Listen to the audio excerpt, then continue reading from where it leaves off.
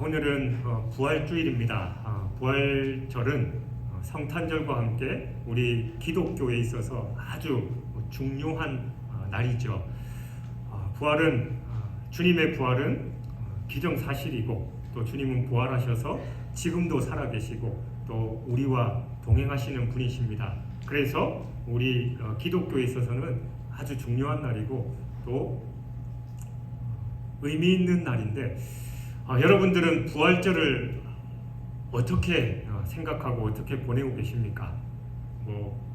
매주일 매년 이제 돌아오는 절기니까 이렇게 계란도 준비해서 같이 나눠 먹고 또 부활의 기쁨을 누리면서 여전히 오늘날에도 있습니다만 많이 퇴색되어 있지요.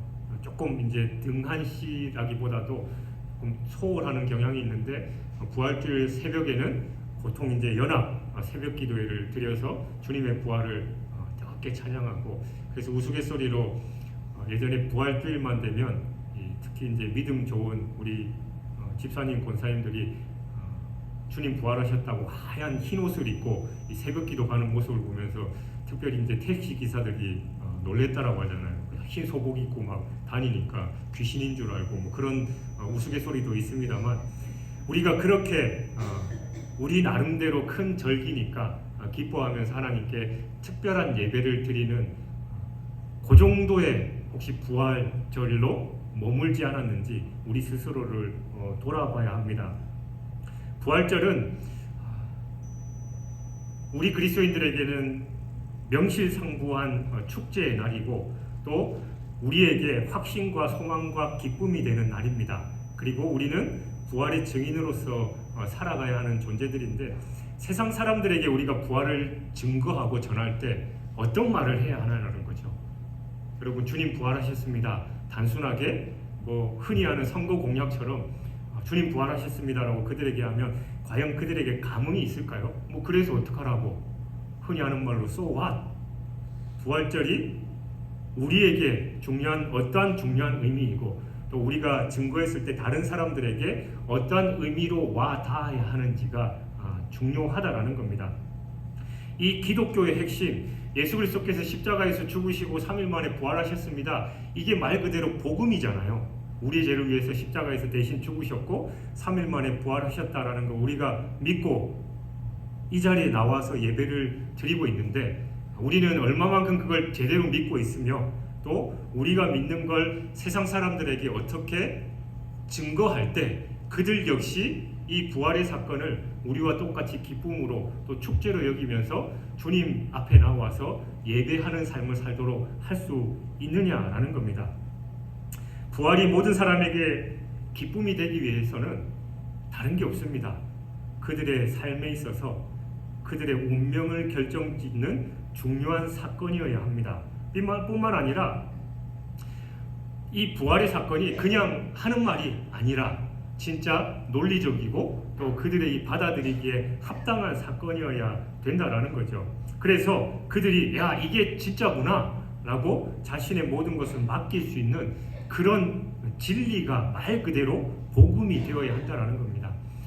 제가 여러 번 말씀드렸지만 요즘 또 예전부터 많이 많기는 했는데 요즘 어떤 그 넷플릭스라는데 나는 신이다라는 그 다큐멘터리가 유행하면서 많은 사람들한테 퍼짐으로 인해서 이 이단 사이비 종교에 대해서 집중하게 되고 또 교계에서도 또 크리스찬 국회의원들을 비롯해서 이 이단 사이비 단체에 대한 그 법안을 만들자라고 이제 조금씩 움직임이 있습니다만, 그들을 보면 진지해요.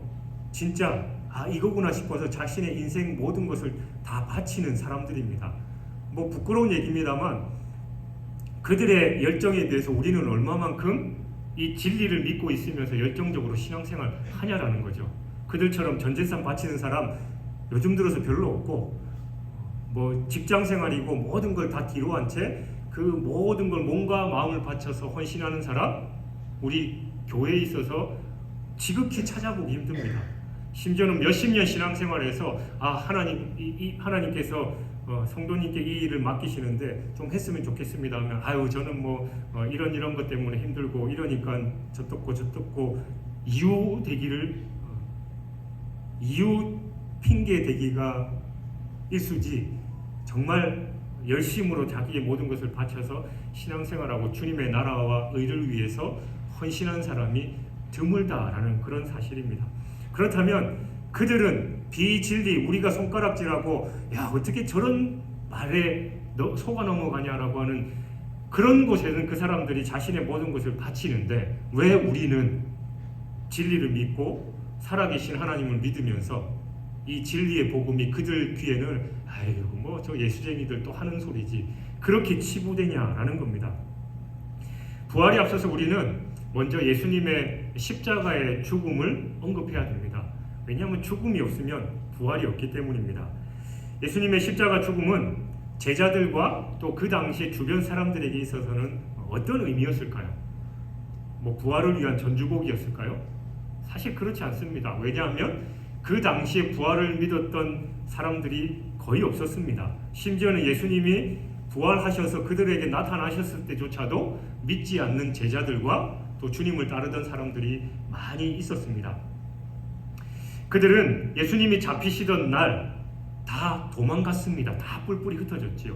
예수님이 십자가에 고난을 당하고 3일 만에 부활하신다라는 그 말씀을 여러 번 하셨음에도 불구하고 잡히는 순간 그래 주님이 말씀하신 그게 지금 다가왔구나. 그래서 우리는 이 십자가의 고난과 부활을 준비해야 되겠구나라는 사람이 아무도 없었다라는 거예요. 제가 나는 신이다라는 그 다큐멘터리를 2편인가 3편까지를 봤는데 그 JMS에서 그 정명석 교주가 미리 예언을 했어요.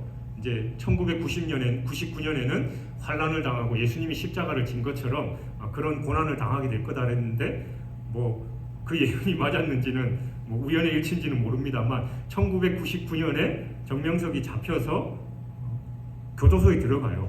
그러니까 그 JMS 신도들은 뭐라고 생각했겠습니까? 야, 우리 선생님께서 말씀하신 그 예언이 이루어졌구나. 우리는 더 기도해야 된다라고 하면서 그 교도소 앞에 창문 앞에 가서 깃발 흔들면서 우리가 기도하고 있습니다라고 그렇게 알렸다라는 거예요. 그 JMS의 그 신도들, 뭐 신도라고 해야 됩니까? 뭐 어쨌든 그 사람들은 그 교주가 얘기했던 그 예언을 믿고 드디어 이루어졌다라고 하면서 기도하고 마음의 준비를 했으며 그 일이 닥치니까 하나로 똘똘똘 뭉쳤다란 말이에요. 근데 예수님께서 살아생전에 제자들에게 그 복음을 전하고 자신이 고난받고 부활하겠다라는 걸 여러 번 말씀드렸음에도 불구하고 이 제자들은 예수님이 십자가의 그 길을 가시기 위해서 로마 군사들에게 잡히시는 순간 다들 도망가 버리고 말았다라는 겁니다. 이게 어떻게 된 일이냐라는 거죠. 그러나 그렇게 다 도망갔던 이 예수님의 제자들과 사도들은 예수님께서 평상시에 하셨던 말씀을 통해서 그리고 약속대로 오신 그 성령의 깨닫게 하심을 통해서 비로소 그 모든 것을 다 알게 됐습니다. 그러니까 예수님의 십자가와 죽음에는 양면성이 있다라는 걸 그들이 깨닫게 됐다라는 겁니다. 그러니까 우리가 아무리 성경 말씀을 읽고 열심히 기도하고 또 설교를 듣는다 해도 우리 스스로는 절대로 깨우칠 수가 없습니다. 저자직강, 예수님께서 말씀이신 예수님께서 직접 설교하셨음에도 불구하고 안 믿는 사람이 수두룩했어요. 그리고 믿는 척하면서 결국은 다 도망가고 예수님을 배신한 사람들이 많이 있었습니다. 그러나 그들이 나중에 그 말씀을 믿게 된 건 다른 게 아니라 성령이 임하셨을 때였다라는 겁니다. 우리도 우리의 신앙생활하면서 이 부활의 사건 또 진리의 말씀을 우리가 믿을 수 있는 건 성령의 능력 외에는 절대 없습니다. 여러분이 성경을 수백독 한번 해보십시오. 그리고 신학서적 또 신학 공부를 제일 유명한 대학이 하버드 대학이니까 하버드 대학의 박사 그 할아버지 이상을 해보십시오. 이 진리를 깨달을 수 있는가? 우리 스스로는 절대로 불가능합니다. 오직 하나님께서 성령을 통해서 깨닫게 해 주셔야 된다는 거죠. 성령의 역할이 그 말씀을 생각나게 하고 깨닫게 하시는 겁니다. 그래서 우리는 늘 기도해야 되는 거예요. 말씀을 읽을 때 성령께서 깨닫게 해 주십시오. 하나님의 뜻을 알게 해 주십시오. 그리고 신앙생활하면서 하나님 뜻대로 살게 해주십시오라고 매일매일 날마다 기도할 때 성령께서 우리를 인도해 주신다라는 겁니다. 혹 여러분 부활절 아침에 내가 저 설교를 듣고 있는데 나는 지금까지 부활절을 어떻게 받아들이고 있는가? 예수님께서 십자가에서 죽으시고 3일 만에 부활하셨다고 했는데 나는 그 부활에 대해서 어떻게 생각하고 있는지 여러분이 진지하게 생각하셔야 됩니다. 그리고 별 생각이 없다면 기도하셔야죠. 방법이 없습니다. 하나님, 성령께서 이 부활의 진리를 깨닫게 해주십시오. 예수 그리스도의 십자가의 능력을 온전히 알게 하시고 예수님께서 죽으셨다가 부활하셔서 우리를 새로운 피조물로 바꿔 놓으신 그 사실을 제대로 알고 깨닫게 해주십시오. 기도할 때 우리가 알 수 있게 된다는 겁니다. 예수님의 죽으심은 하나님의 인격적인 설계였습니다. 그냥 어떻게 하다 보니까 예수님을 반대하는 세력들이 일어나서 십자가에 몰아서 죽게 되는 그런 상황이 아니다라는 겁니다. 처음부터 끝까지 하나님의 철저한 계획이 있었습니다. 그래서 우리가 창세기 3장 15절을 원복음이라고 하잖아요. 아담과 하와가 선악과를 따먹었을 때 하나님께서 그들에게 저주하시면서 또 그를 유혹한 뱀에게 저주하면서 너는 사람의 자손의 머리를 상하게 할 것이고 그 사람의 자손은 너는 발꿈치를 상하게 할 것이고 그 사람의 자손은 너의 머리를 해하게 할 것이다. 그게 이제 원복음. 이 사탄과 또 예수 그리스도 십자가 하나님의 인자, 하나님의 자녀이신 아들이신 예수님의 그 태초부터 또 마지막 때까지 이어질 그 영적 전쟁에 대해서 계속해 하나님께서 그렇게 예언을 하셨듯이 우리가 그런 사실들을 제대로 깨달아야 된다는 겁니다. 성경은 이 부활의 사건은 십자가의 죽으심은 처음부터 끝까지 하나님의 철저한 계획 아래 이루어졌다라는 겁니다. 십자가는 저주의 상징이었죠. 십자가의 처형은 노예들과 반란군과 또 이방인들에게 죄를 묻는 가장 수치스럽고 극악한 처형이었습니다. 그래서 신명기 21장 22절 23절에서 하나님의 저주인 형벌인 나무를 표현하고 있습니다. 그러니까 예수님께서 하나님의 저주, 형벌을 몸소 받으셨다라는 그 사실을 감추고 있지 않습니다. 그래서 갈라디아서 3장 13절은 그리스도께서 우리를 위하여 저주를 받으신 바 되사 율법의 저주에서 우리를 속량하셨으니 기록된 바 나무에 달린 자마다 저주 아래 있는 자라 하였음이라 라고 그렇게 기록하고 있습니다. 그러나 차이가 있다면 의로우신 예수님은 단순한 저주로 인한 것이 아니라 이 저주의 판결인 십자가를 통해서 우리의 모든 죄를 다 짊어지고 죽으셨다라는 겁니다. 그러니까 자신의 죽으심 안에 모든 죄의 권세를 전가받아서 꺾어버리신 예수님께서는 우리가 이 코로나19나 전염병을 이기기 위해서는 백신을 맞아야 되죠. 예수님께서 그 죄악의 스스로가 백신이 되셔서 우리에게 항체가 되셨다라는 겁니다. 기생물의 숙주가 되어서 온전한 생명을 우리에게 공급하셨다라는 거예요. 우리가 금요일 날 말씀을 나누면서 루터의 성금요일 설교를 나눴었는데 루터가 뭐라고 했습니까? 우리가 이 땅에서 고난 받아야 될 걸 예수님께서 대신 십자가에서 죽으셨는데 우리가 그 십자가의 고난의 사건 또 이 부활의 사건을 믿지 않으면 우리는 죽는 순간 그리고 죽고 그 이후에 그 고통을 고스란히 우리가 받아야 된다라고 설명하고 있죠. 우리가 예수 그리스도께서 십자가에서 살이 찢기시고 또 물과 피를 다 쏟아내시고 갖가지 멸시와 천대를 다 받으셨던 것처럼 우리를 위해서 내 죄를 위해서 대신 십자가를 그렇게 지시고 그 고통을 받으셨는데 우리가 그 십자가의 은혜를 제대로 알지 못하고 그렇게 살아가면 마지막 때에 죽는 순간 그 고통을 우리가 다 느끼게 되고 결국은 지옥에서 영원토록 그 고통을 느끼게 된다라고 바로 루터가 그렇게 설명하고 있다라는 겁니다. 그러니까 예수님은 죽을 수밖에 없는 우리 죄인 또 우리가 그 고통을 다 당하면서 살아야 하는데 그 모든 죄악들을 짊어지시고 우리를 위해서 대신 죽으셨다라는 거예요. 그러니까 코로나 백신 말이 많긴 합니다만 그 백신을 맞아야 이 코로나 질병이 우리에게 침투해도 우리가 안전할 수 있는 것과 같이 예수님께서 십자가에서 죽으심으로 말미암아 우리 속에 항체가 되셔서 더 이상 죄의 권세가 우리에게 침투하지 못하도록 막아주시는 그 사건이 바로 십자가의 사건이다라는 겁니다. 그러나 단순하게 그것으로 끝나는 게 아니라 세상의 많은 종교들도 자기들이 추앙하는 교주가 있고 또 신이 있습니다만 어떤 종교도 부활이 있는 종교는 없습니다. 오직 유일하게 사망 권세를 완전히 이기시고 부활하신 예수 그리스도를 믿는 우리 기독교만이 참 진리다라는 것이지요. 그러니까 예수님의 부활은 특별한 죽으심의 필연적인 결과였습니다. 그래서 우리는 흔히 부활의 복음이라고 말하지 않고 십자가 복음이다라고 말하는데 그게 합당한 겁니다. 왜냐하면 원래 부활은 사실 우리에게는 허락되지 않은 겁니다. 한 번 죽는 것은 사람에게 정하신 것이고 그 후에는 심판이 있으리라고 성경이 말씀하지요. 그러니까 하나님의 판결에 의해서 죽음이 확정된 것을 다시 뒤집어 살릴 수 있는 방법은 없었습니다.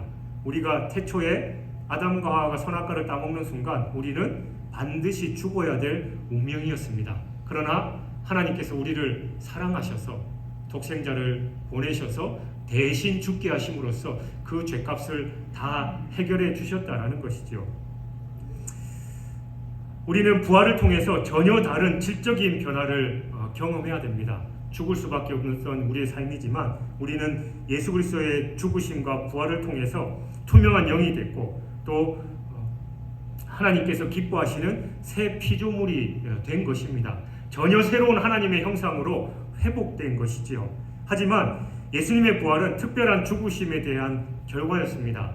예수님께서 우리에게 생명을 주시기 위해서 대신 죽으셨으며 하나님께서는 예수님의 죽으심과 부활을 통해서 우리에게 약속하신 새로운 삶 그리고 영원한 생명의 길을 열어주신 것입니다. 그러니까 이런 논리로 볼 때 예수님의 부활은 하나님의 스스로의 판결의 번복이었습니다. 왜 그러냐? 죽음은 원래 사탄의 승리이기 때문입니다. 사탄이 아담과 하와를 유혹해서 선악과를 따먹고 그들이 이제 죽을 운명에 처하게 됐지요. 사탄은 쾌재를 불렀습니다. 그래, 바로 이거야. 저들이 영원토록 살면 안 돼. 라고 그 죄악을 심어줬고 또 그것으로 인해서 모든 인류가 죽을 수밖에 없는 운명에 처해졌습니다. 분명히 하나님께서도 먹으면 정령 죽으리라라고 말씀하셨습니다. 그러나 우리를 사랑하신 하나님께서 이 죽음의 문제를 온전히 해결하시기 위해서 스스로 인간의 몸을 입고 이 땅에 오셨고 그 순간부터 이 십자가의 또 구원의 계획을 철저하게 실행하시면서 또 마지막 십자가에서 죽으시고 부활하심으로써 그 구원을 온전히 이루신 것입니다. 그래서 예수님은 죽음의 그 죄악 안에 속박되어 있는 우리를 그 죽음 안에서 그 사탄의 권세 아래 있는 그 죽음을 당신의 것으로 뺏어 오셔서 십자가에서 죽으심으로 그 죽음의 권세도 더 이상 사탄의 것이 아니라 하나님의 역사와 주관 아래 있다라는 것을 선포하셨고 또 그것을 극복하신 게 바로 이 부활의 사건이다라는 겁니다. 그러므로 복음의 비단에서 우리의 삶은 비로소 축복의 삶이 됐습니다. 저주와 죽음의 삶에서 예수 그리스도의 십자가의 은혜와 또 부활의 능력으로 말미암아 축복의 삶이 된 겁니다. 주님의 죽으심과 부활을 통해서 우리의 삶의 의미가 밝혀졌습니다.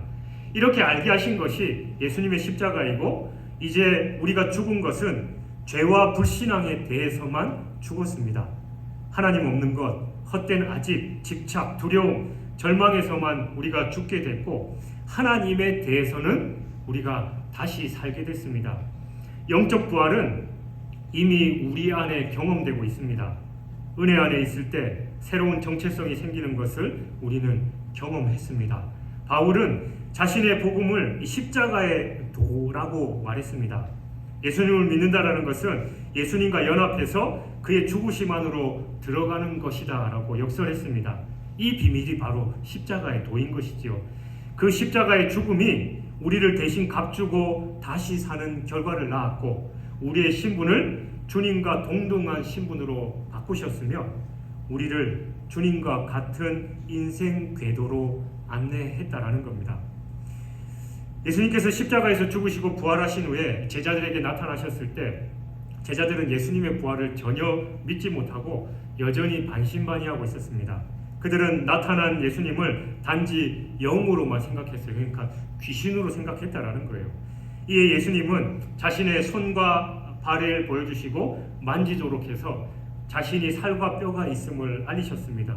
심지어는 오늘 본문 마지막 부분에 구운 생선 한 토막을 받아서 제자들이 보는 앞에서 잡수셨습니다. 영이라면 먹을 수 없죠. 이 사실은 예수님이 영적으로만 부활한 것이 아니라 육체적으로도 부활하셨음을 알려주는 겁니다. 그러나 예수님의 부활은 단순히 이 영육이 재결합돼서 다시 살아났다라는 그런 의미에 머무르지 않습니다. 그는 잠자는 자들의 첫 열매, 죽은 자들 가운데서 먼저 나신 자 등으로 불립니다. 이는 예수님의 부활이 구속 역사에 있어서 획기적인 의미를 지니고 있다는 걸 말합니다. 사실 자유주의자들은 그리스도의 육체 부활에 별다른 중요성을 부여하지 않습니다. 그들은 육체 부활이 이 믿음의 본질적인 부분이 아니고 생략해버려도 된다. 굳이 육체 부활이 있어야 그것만 믿는다고 다 해결되는 게 아니다라고 그렇게 주장해버립니다.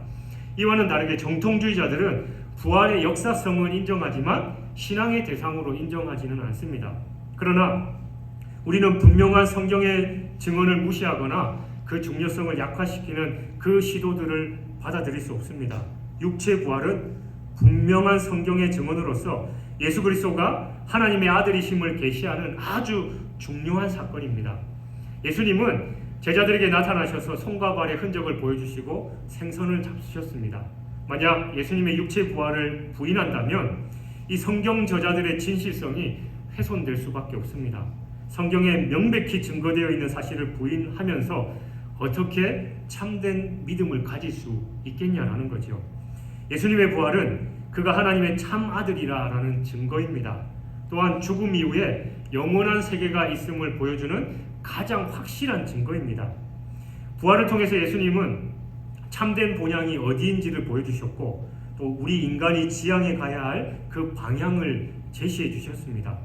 더욱이 부활 사건은 그리스도의 십자가 구속 사건을 의미 있게 합니다. 만약에 부활이 없다면 그리스도의 죽음이 인류의 구속의 연결이라는 사실을 우리가 어떻게 알 수 있겠냐라는 거죠. 하나님은 예수 그리스도를 부활시키심으로써 이 구속 사역을 공인하시고 교회와 세계에 주로 세우셨습니다.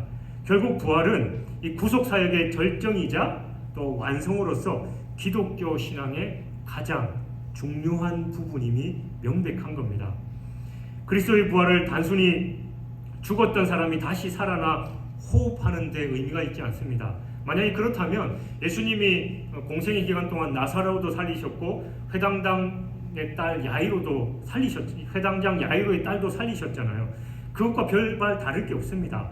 그러니까 예수님의 부활은 육체가 다시 그냥 살아 움직인다라는 그 의미를 넘어서 하나님의 구속 역사가 새로운 단계에 들어섰음을 보여주는 겁니다. 그의 부활은 새로운 차원의 생명으로 변화됨을 의미합니다. 부활한 예수님의 몸은 시공간의 제한을 뛰어넘어서 갑작스럽게 나타나는 등 이 인간의 연약한 육체와는 완전히 달랐습니다. 그래서 부활하신 주님이 제자들에게 나타나셨을 때 그들이 제대로 알아보지 못했죠. 3년 동안 동고동락한 제자들이 육체의 부활을 하신 예수님을 못 알아보는 게 말이 안 되잖아요. 그러니까 단순하게 육체의 부활로만 나타나신 게 아니라 그 전의 모습과는 완전 다른 그 영원한 새 생명의 모습으로 부활하셨기 때문에 제자들이 금방 알아볼 수 없었다라는 거죠. 비록 예수님이 부활 이후에도 물질적이고 실질적인 몸을 지니고 있었음은 사실이지만 그 몸은 인간 한계를 벗어난 영광스러운 몸이었습니다. 이러한 사실은 이 바울이 성도들의 장래의 몸에 대해서 언급한 고린도전서 15장 42절부터 44절의 말씀과 일치합니다. 죽은 자의 부활도 그와 같으니 썩을 것으로 심고 썩지 아니할 것으로 다시 살아나며 욕된 것으로 심고 영광스러운 것으로 다시 살아나며 약한 것으로 심고 강한 것으로 다시 살아나며 육의 몸으로 심고 신령한 몸으로 다시 살아나나니 육의 몸이 있은즉 또 영의 몸도 있느니라. 그러니까 여기서 바울은 부활체가 영원히 부패하지 않고 이 천사의 광채로 빛나며 성령의 도구가 되기에 적합한 기능을 갖춘 이 신령하고 완전한 몸이다라는 걸 말하고 있습니다. 이처럼 예수 그리스도는 완성된 하나님 나라의 환경에 완전히 부합되는 이 새로운 모습으로 변화되신 것입니다. 이러한 예수님의 부활은 우리 인류 구원에 있어서 아주 중요한 의미를 지니는데 그 첫 번째가 예수님의 부활은 그리스도를 십자가에 못 박은 사탄이 완전히 정복되고 결정적으로 패했다라는 것을 보여줍니다. 사탄은 가룟 유다와 이 군중들의 마음을 움직여서 예수님을 십자가에 못 박혀 죽게 하는 일에는 성공했지요. 그러나 하나님은 부활 사건을 통해서 정황을 완전히 반전시키셨습니다. 예수님의 부활은 인류의 죄값이 치러졌으며 이제 생명이 주어질 것이라는 성부 하나님의 선언입니다. 하나님께서는 이 부활을 통해서 사탄의 음모를 근본적으로 분쇄하시고 인류가 사망에서 생명으로 옮겨졌음을 만천하에 공포하신 거예요. 사탄이 죽음으로 우리를 괴롭히고 그 죽음의 권세 아래서 우리를 옥죄고 있었지만 그 죽음 안으로 예수님께서 직접 들어가셔서 십자가에서 죽으시고 그 죽음을 극복하시고 부활하심으로 말미암아 그 죽음의 권세에서 우리를 살려내신 겁니다. 그리고 두 번째로 예수님의 부활은 그리스도를 믿는 자들이 미래에 어떠한 모습으로 변화될 것인지를 명백하게 보여줍니다. 그리스도의 부활은 대속이 완결됐다라는 것을 보여주실 뿐만이 아니라 그리스도의 몸인 교회가 미래의 그리스도와 함께 영광스러운 모습으로 바뀔 것을 알려줍니다. 그리스도를 구주로 믿는 모든 자들은 장차 그리스도의 공로에 힘입어 의롭다 칭함을 받게 되고 영화로운 몸으로 변화되어서 복된 하나님 나라의 일원이 될 것입니다. 이러한 미래에 대한 소망은 성도들에게 새로운 힘과 용기를 주지요. 세상을 지배하는 불의한 세력을 보면서 또 거기에 별다른 영향력을 행사할 수 없는 자신의 한계를 보면서 안타까워하는 이 나약한 성도들에게 이 부활의 복음은 대단한 힘과 위로를 줍니다. 물론 이 내세의 영광에 집착해서 현실을 등한시하는 이원론적 경향으로 빠져서는 당연히 안 되겠지만 미래의 종말론적 소망을 간직하면서 오늘날의 이 괴로움을 극복하는 자세는 대단히 바람직한 겁니다. 예수님의 부활은 우리 성도의 미래에 대한 예표로서 모든 성도에게 이 궁극적인 희망을 안겨주는 그런 역할을 하는 겁니다. 그리고 세 번째로 예수님의 부활은 현재 그리스도인들의 구원과 연결되어 있습니다. 그리스도인들은 이 그리스도의 부활 속에서 미래의 영광과 구원을 선취하게 됩니다. 비록 현재는 부족하고 연약하지만 그리스도의 부활을 통해서 완전함으로 나아가게 됩니다. 곧 그리스도를 머리로 하는 교회는 이 세상과 오는 세상을 모두 주관하는 이 그리스도 안에서 능력으로 사역하게 된다는 거죠. 그러므로 그리스도의 부활을 경험한 사도들은 비겁한 태도에서 벗어나서 담대한 사람들이 됐고 순교하기까지 복음의 증인이 되었습니다. 우리도 그리스도의 부활과 연결되어 있을 때 놀라운 능력을 부여받을 수 있습니다. 믿음의 조상 아브라함은 예수 그리스도보다 훨씬 이전의 사람이었지만 그는 부활의 신앙으로 승리한 믿음의 영웅이었습니다. 그는 독자 이삭을 바치라는 하나님의 명령에 순종해서 이 모리아산으로 갔습니다. 그는 아들을 향해서 칼을 뽑으면서 히브리서 19장 19절의 기록대로 하나님이 능히 죽은 자 가운데서 다시 살리실 줄로 생각했습니다. 이런 믿음으로 아브라함은 모든 시련을 극복할 수 있었다라는 거예요. 현재 우리들도 마찬가지입니다. 만약 우리가 그리스도의 부활과 연결되어서 그 영광을 맛보고 있다면 어떤 상황이 닥쳐와도 두렵거나 떨지 않을 겁니다. 우리가 흔히 죽음을 각오하고 죽기 살기로 달려드는 사람을 무서워하잖아요. 왜냐하면 나는 죽음을 각오했기 때문에 더 이상 잃을 게 없다라는 겁니다. 그러니까 쉽게 우리도 그런 신앙으로 부활의 신앙으로 살아가고 있다면 이 세상에 뭐가 두렵냐라는 거죠. 하나님께서 우리를 그 악의 소굴에서 구원해 주시는 걸 믿지만 다니엘의 세 친구처럼 그리 아니하실지라도 설령 우리가 지금 어렵게 되고 뭐 죽기밖에 더 하겠어요? 죽는다 할지라도 우리를 살려주신 것을 믿고 또 그게 아니면 나중에 우리가 부활신앙을 믿기 때문에 우리는 이 세상에서 도무지 두려워할 것이 없다라는 그 말인 겁니다. 결국 그리스도의 부활은 성도의 승리하는 삶을 위한 가장 중요한 토대이고 근본입니다. 그래서 우리가 이 부활신앙이 있다면 우리의 삶에서 담대할 수 있고 소망 가운데 거할 수 있습니다. 돈 없다고 걱정 안 합니다. 아프다고 걱정 안 합니다. 인간관계 때문에 또 속상한 일 때문에 우리 자식 문제 때문에 걱정 안 합니다.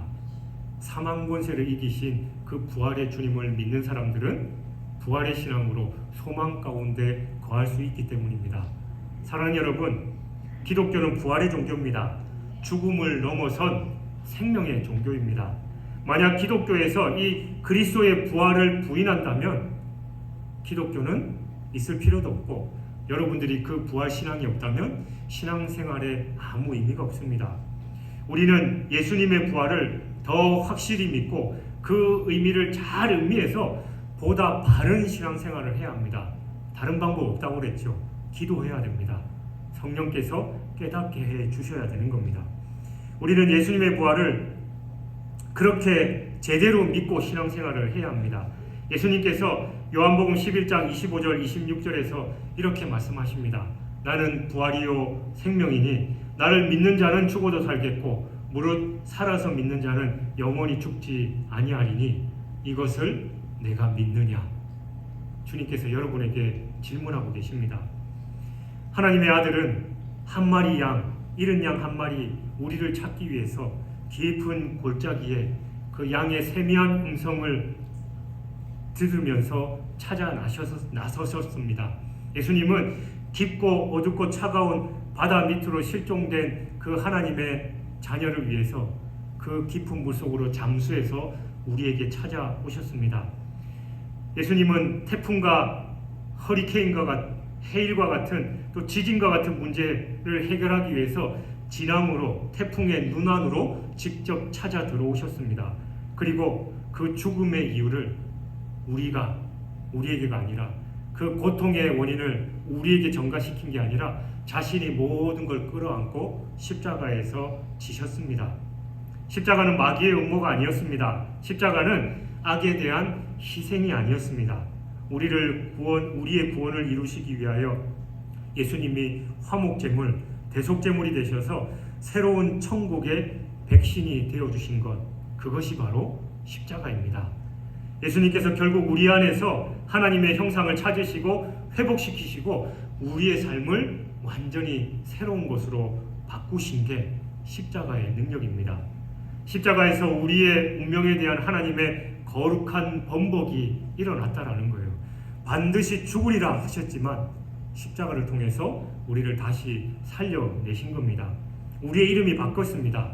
고아에서 아들로, 거절에서 응답으로, 저주에서 영광으로, 죄인에서 의인으로, 그리고 무의미에서 가치 있는 삶으로 변화되었습니다. 예수님이 부활하셨을 때 그의 옷은 희게 빛났다라고 성경이 말씀하고 있습니다. 하나님과 함께할 때, 주님 안에 있을 때 우리도 그처럼 빛이 나게 될 줄 믿습니다. 그 은혜를 사모하십시오. 이미 주님이 우리 안에 들어와 계시잖아요. 우리에게 참 생명이 되어 주셨습니다. 근데 왜 우리는 이토록 힘들어하고 괴로워하고 슬퍼합니까? 그 모든 걸 참 생명 되신 주님께 다 맡기시면서 그 은혜를 풍성하게 누리시길 주님의 이름으로 축원합니다.